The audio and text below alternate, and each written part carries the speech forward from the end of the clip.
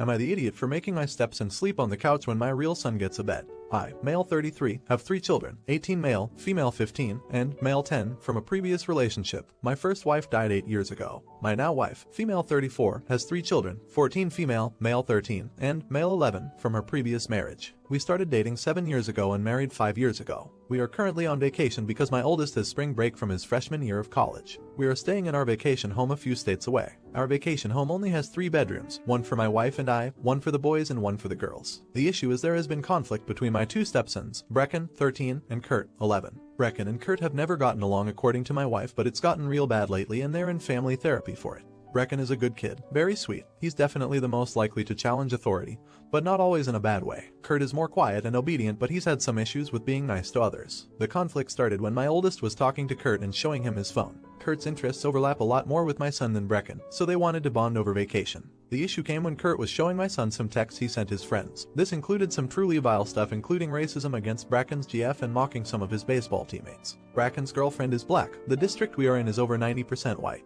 Our family is white. The text Kurt sent included the N-word and were just awful. They also made fun of gay people. It was really bad. Kurt fully knows better than this. He has a high IQ, into some advanced topics like coding and trivia, and has even been considered to be a possible grade skipper. He's in 5th now, but we haven't because we didn't want to stunt social growth. When we got out of the van, my son said he wanted to talk to me and showed my wife and I the texts. We called Kurt in and he didn't show any remorse. He made a big deal out of us calling him, in which led us to have to explain everything to all of the kids. Brecken, who almost always smiles, was angrier than I've ever seen before. Brecken told us he didn't want to be near Kurt and locked him out of the room the boys are supposed to stay in. My wife and I agreed that it was best that the 2 didn't stay in the room together. The couch in the living room is a sleeper sofa, so we told Kurt he needed to sleep there to prevent fights. We thought this was okay. Obviously Kurt was mad at us, but we were surprised when the girls started saying we were being too hard on Kurt, and that we should just let him apologize to Brecken. Brecken said he wouldn't accept an apology because you can hurt me, but you can't hurt my girl or my boys. We also thought forcing an apology was bad, but the girls keep guilt-tripping us. He slept on the sofa last night and it was a real pain. Am I an idiot? Update. After listening to comments and talking to my wife's parents about what went down, we had my wife's parents pick up Kurt. We talked to the girls about why they felt they should defend Kurt and explained to them how much his comments hurt Brecken. They didn't have much of a reaction to the talk we had, so we're still trying to figure out how they feel. Kurt has only been with my wife's parents for a bit and we're already hearing he's being very defiant, but we're not letting him back. Like I mentioned, this vacation is during my oldest spring break, so we're currently spending time with him. Brecken was very happy when we told him Kurt would be picked up, though he's still very mad at Kurt and has said stuff like he's not my brother anymore, which is definitely something we're going to bring up therapists. As for the comments mentioning finding anti-racism, my sister is an English teacher, so we're going to try to find some stuff she thinks is appropriate for 5th graders in terms of reading levels, and what Kurt could comprehend. We've also been speaking to the parents of the other boys he was texting, and they're all horrified this was going on and said they plan to address it with their sons. We also made sure that Brecken knew that we would always support him and his girlfriend and him and his baseball teammates. No idiots here. Do realize there is probably something Kurt needs or is missing, which is being filled by the hate comments. It could be something like a need to feel powerful or manly, or like he fits in with a group, or from a desire to be seen as special or better than others. Unless you figure that out and fill the hole, it won't be fixed and Kurt will remain drawn to such rhetoric. You're the idiot for still not taking what Kurt said as seriously as you should have. You're heading in the right direction but still missing some critical points. You explained to the girls that Kurt's comments really hurt Brecken, but not that they were racist and homophobic and wrong. Vile. Was this parent picking favorites? Let me know in the comments. Now, am I an idiot for not wanting to go to my sister's wedding because I'm tired? My sister, let's call her Hannah, isn't speaking to me right now because I RSVP'd no to her wedding in January. My mom wants me to change my RSVP, but honestly the wedding isn't going to be possible for me to attend, and based on how my sister is acting I don't want to go anymore. Ever since I hit puberty I've had really bad insomnia. I usually go to bed around 6 a.m., 7 a.m., and wake up around 1 p.m., 2 p.m. I've tried to change my sleep style and I just can't. It's like dealing with international jet lag. Hannah knows this, but always forgets and tries to wake me up for family things whenever she visits home, and I have to lock my bedroom door and really work to keep her out. When I got the invitation for Hannah's wedding I was super excited for her, because she has always wanted a big wedding,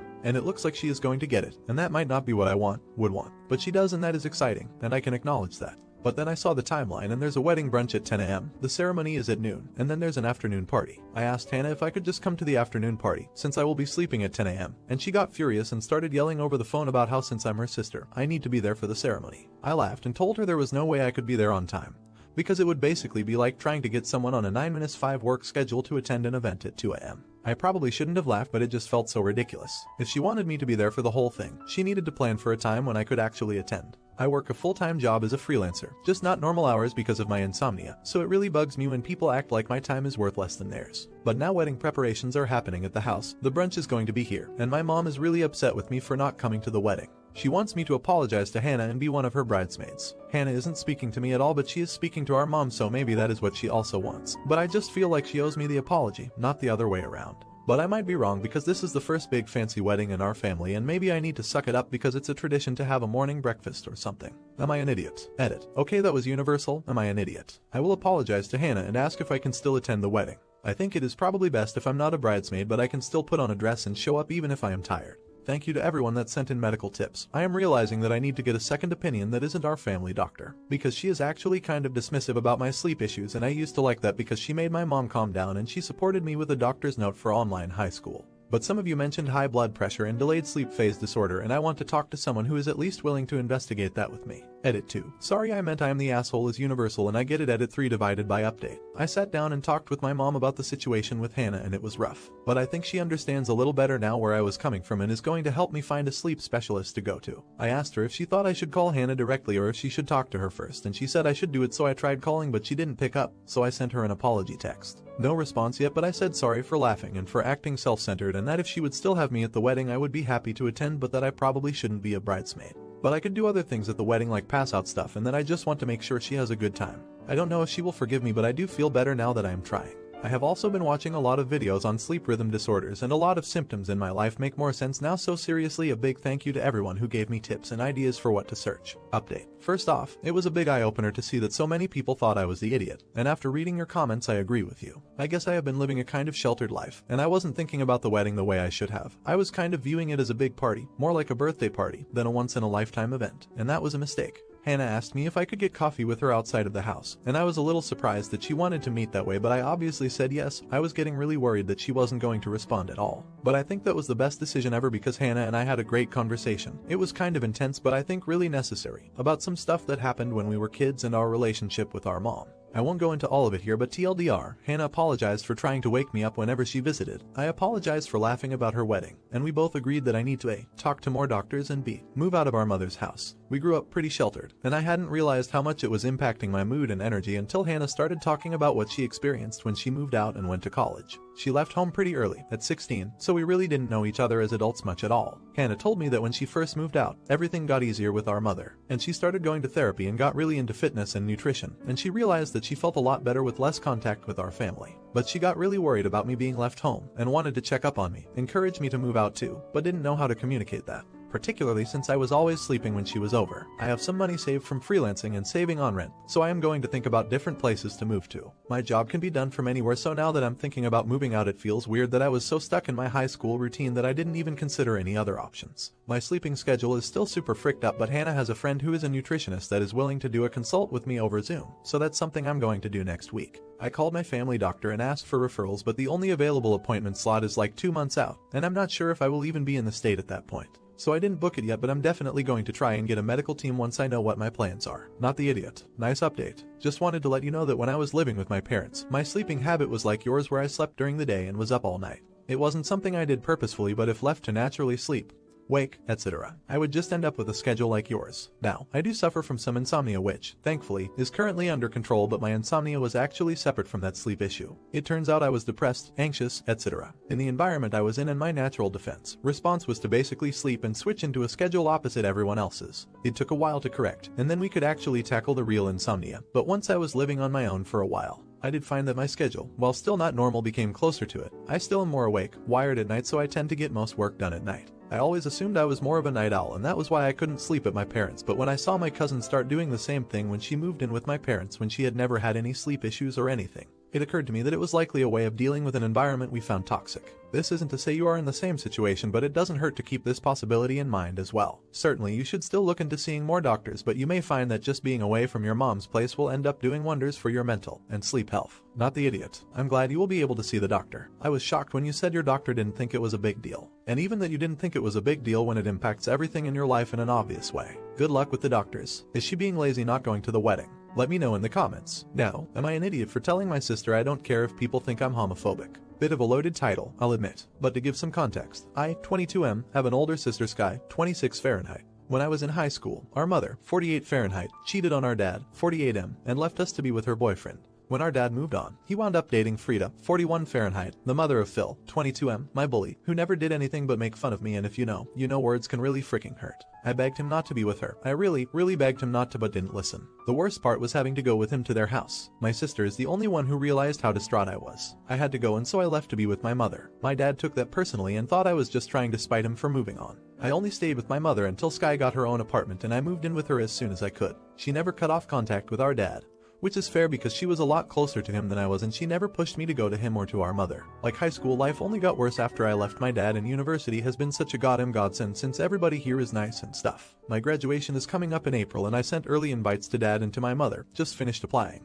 But not to the families they have now. Mother accepted, but dad called demanding invites for Frida and Phil. I said no and told him that it was to prove to him that I'm not homophobic. That caught me off guard, but I didn't back down. Yesterday I talked to my sister about it, and she told me that because Phil's gay, they've been telling everyone that I don't come over and see him because I'm homophobic. She told me that she always sticks up for me and defends me, but she wishes I could reconcile with him since it hurts her because people we know probably think the worst of me. I got pissed off and told her in a really rude way not to bother since I don't care if anybody thinks I'm homophobic. She got really sad and told me that she'd never stop defending me, and I just huffed and we didn't really talk for the rest of the day. But I've slept on it really bad, and I never should have said that to her since she isn't pushing for me to reconcile, and she's the one who defends me, and I know my tone was really mean. I really feel like a major idiot and that I never should have hurt her by saying those things. Hence why I'm on Reddit instead of studying for finals. Edit. Since people keep wondering this, yes, my dad knows I was bullied by Phil, but he doesn't think it was real bullying. And my sister has a good relationship with my dad and his new family, new kids and all. She loves him, and I'm not going to try to force her to choose between us. Update. So, I apologized to my sister as soon as she came home from work, and she forgave me. We had a talk, and it's like a lot of you said. I can't risk this poop spreading in case it affects my future career prospects. I've always been kind of out of the closet where if you ask I'll tell, but if not, then whatever. But we agreed that the best thing to do would be for me to officially come out since I don't want to email or message all the individual relatives my dad's family have been saying this poop about me to. If they believe them after that, well then that's on them. Regardless, I came out as bisexual on Facebook and Instagram.